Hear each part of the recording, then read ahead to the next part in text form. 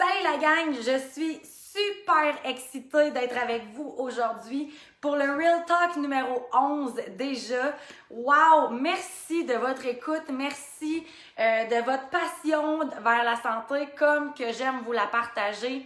Les Real Talk, c'est quoi? C'est des petites vidéos qui vont parler de certains sujets de la santé qui sont parfois mitigeux, qui parfois vont vers le mensonge, qui parfois c'est important de démystifier certains mythes pour vraiment venir mettre le doigt sur c'est quoi la vérité derrière certains faits. Aujourd'hui, je vous parle d'un sujet qui m'est arrivé tout dernièrement suite à la collaboration avec une partenaire pour un groupe La Fille Keto Zen. Qui m'a approché, qui voulait qu'on parle un peu plus du keto.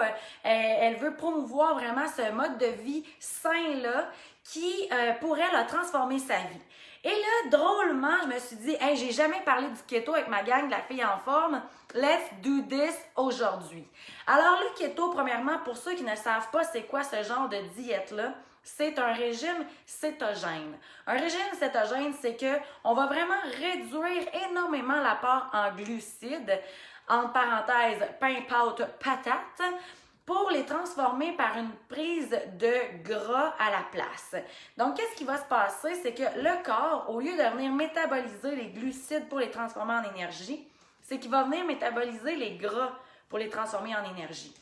Bien entendu, on pense à ça puis on se dit « Wow, c'est sûr que c'est pour moi », mais attention, c'est ça que je vais expliquer un petit peu plus tard parce que je ne crois pas que ce genre de régime-là est fait pour tout le monde.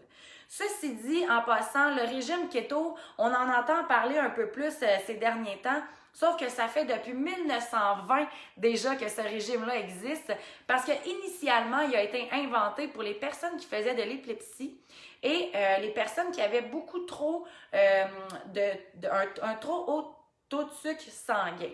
Donc, on a vraiment venu descendre les glucides pour venir aider ces personnes-là avec leur santé. Ce qui a résulté de tout ça, c'est qu'on s'est rendu compte que les gens perdaient du poids rapidement et c'est pourquoi que c'est devenu une mode. Et là, c'est de ça que je veux vous parler parce que, à mon avis, en ce moment, il y a deux sortes de keto sur le marché. Il y a le keto de mode et il y a le vrai keto, le vrai régime cétogène qui permet de venir utiliser les graisses au lieu des glucides. Qu'est-ce que je veux dire par la mode keto? C'est les recettes que vous allez voir de desserts, de fromage en abondance, de bacon en abondance, une trop grande quantité de viande dans le menu régulier. Ce genre de keto-là est vraiment à proscrire parce qu'il va emmener d'autres problèmes sur le corps.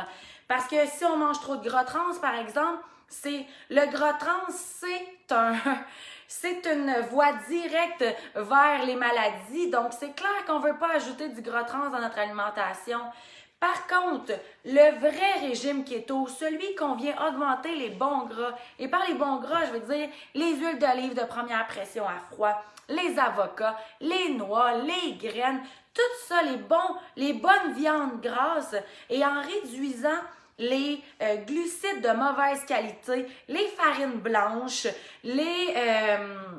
tout ce qui est produit transformé, le sucre, définitivement qu'on va venir rechercher une meilleure santé, une meilleure énergie et par intérim, on va venir perdre du poids.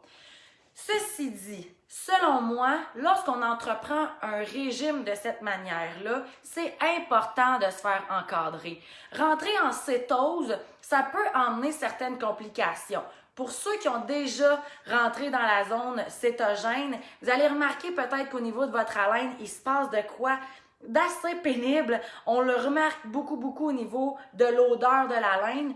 On peut le remarquer même au niveau des intestins. On tombe un petit peu plus constipé. C'est normal parce que lorsqu'on est keto, c'est important de venir se supplémenter pour venir pallier au manque de glucides qu'on veut venir prendre.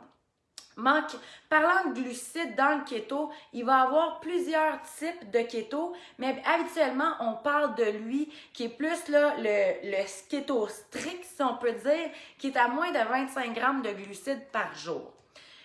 Ceci dit, Si vous ne savez pas par où commencer, si vous avez entendu parler de ce régime-là, puis que vous êtes dit, là, je pense que c'est pour moi, je vais l'essayer. Non, allez plutôt vers quelqu'un qui s'y connaît. Allez avec un professionnel de la santé qui va pouvoir vous épauler là-dedans. Manger beaucoup de gras à tous les jours, ce n'est pas pour tout le monde. Ce n'est pas pour tout le monde. Ça se peut que ça soit pour vous et considérez que des fois, de juste commencer à peut-être réduire un peu les mauvaises glucides de son alimentation, par exemple le sucre blanc et la farine blanche, bien, ça peut faire une grande différence. Donc, re-questionnez-vous sur le pourquoi que vous voulez entreprendre le régime keto et ensuite, on pourra se rasseoir et déterminer si c'est vraiment pour vous. Ceci dit, je conseille à tout le monde, bien entendu, d'augmenter les bons gras dans son alimentation. Je conseille à tout le monde de réduire les glucides qui sont les mauvais glucides. Mais point final par rapport au keto, mon verdict est renseignez-vous auprès d'une professionnelle ou d'un professionnel de la santé pour voir si c'est votre situation de pouvoir entreprendre ce mode de vie-là. Je vous dis à la prochaine, on se revoit dans 2 semaines déjà pour le prochain Real Talk. D'ici là, n'oubliez pas que vous pouvez vous joindre à nous lundi pour le défi de décembre, le dernier de l'année. 2 semaines intensives de workout. C'est le temps d'aller s'inscrire. Si vous avez des questions, n'hésitez pas. N'hésitez pas aussi à écrire sous la vidéo les sujets que vous aimeriez qu'on aborde pour les prochains Real Talk de la prochaine année. Merci beaucoup tout le monde. Bon week-end.